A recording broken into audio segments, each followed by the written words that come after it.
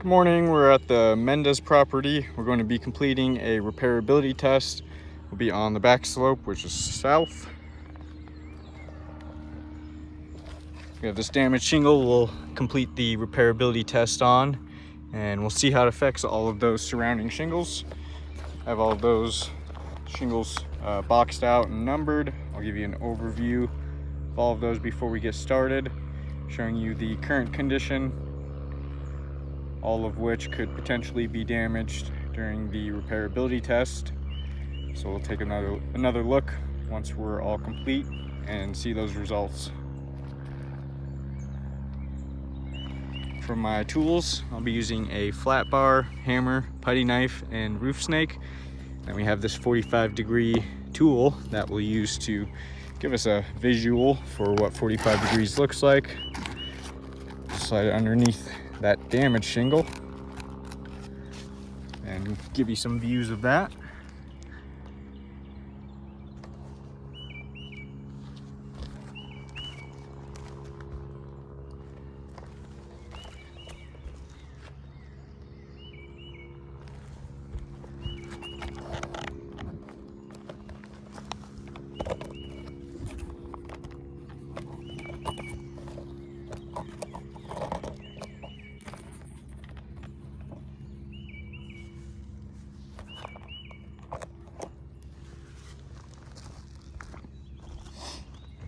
All right, we'll go ahead and get started.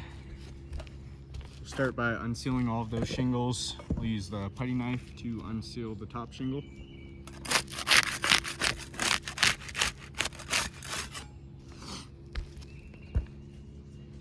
Then we'll use the flat bar to unseal the rest of those. See if there's any differences with those tools.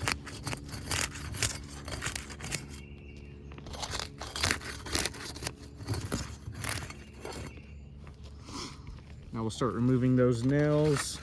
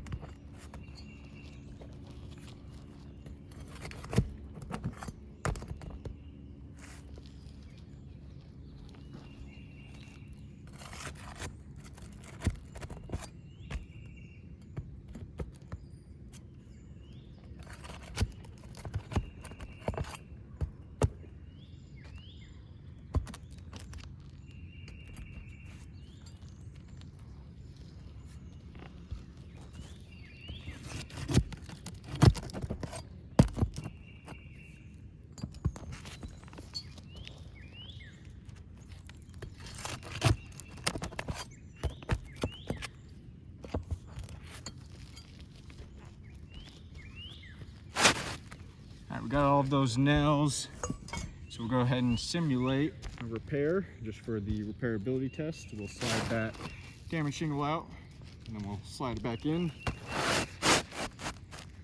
doing everything you would for an actual repair. So that should give us the most accurate results in determining whether or not this roof is repairable.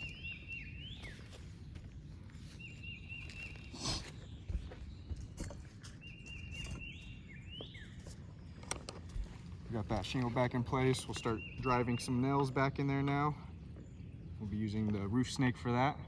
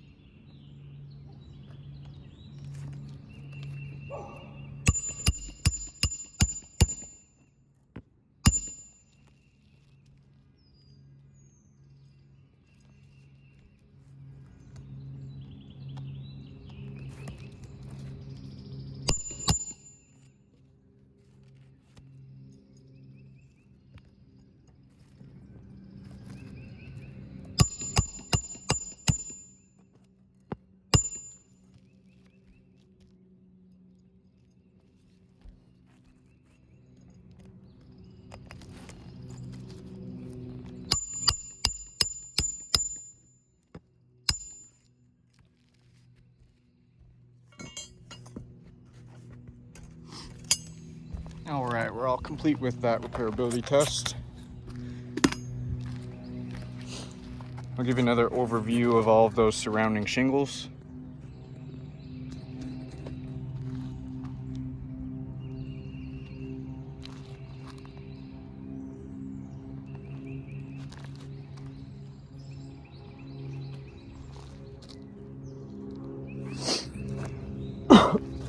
Take a closer look at these shingles right above that damaged one. I'll just clear off some chalk and debris real quick.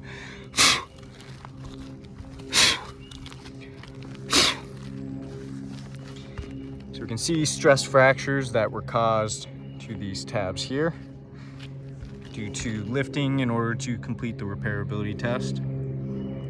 These shingles you can see are too old and worn, very brittle. So just that small amount of lifting, we can see where the matting on the shingle is broken there.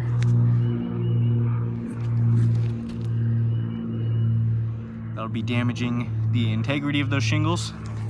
You can feel where it's much weaker in the area with the stress fracture. So that's going to not allow those shingles to do what they're designed to do as best as they should. They're designed to shed water. That matting on the shingle is the main component for that. So with that matting being broken, those water shedding capabilities are going to be compromised.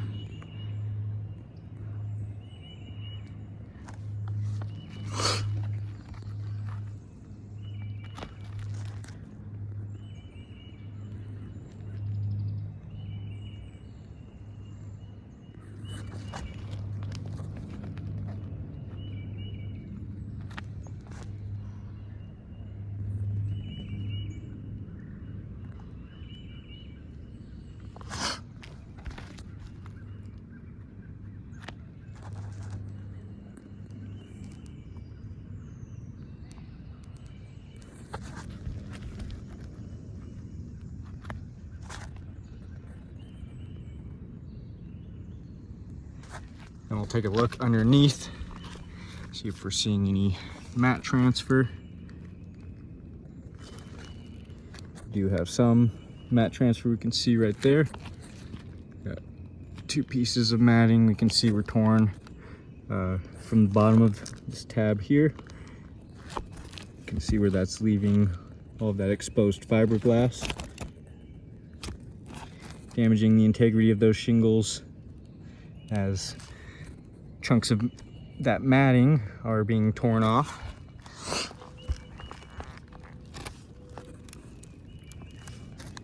See some more right there.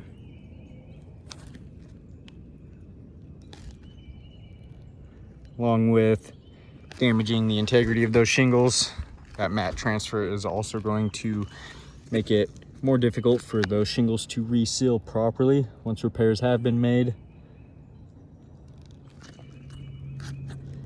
See all of that along there, all of that exposed fiberglass. That's real bad right there. We can see mat transfer along both of these rows, which we used the putty knife to unseal the top row here, and then the flat bar to unseal this lower one. You can see we have mat transfer along both of those rows, which is going to be occurring when we're unsealing those shingles.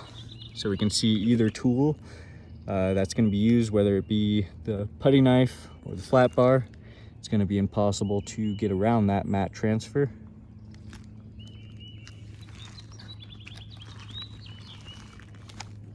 That's real bad right there.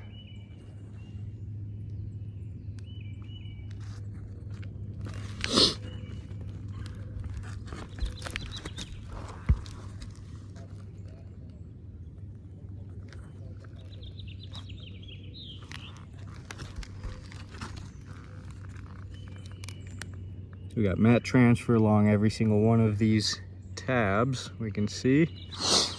So with those damages, all of those stress fractures, and the mat transfer that occurred during this repairability test, I do not believe repairs are feasible to this roof.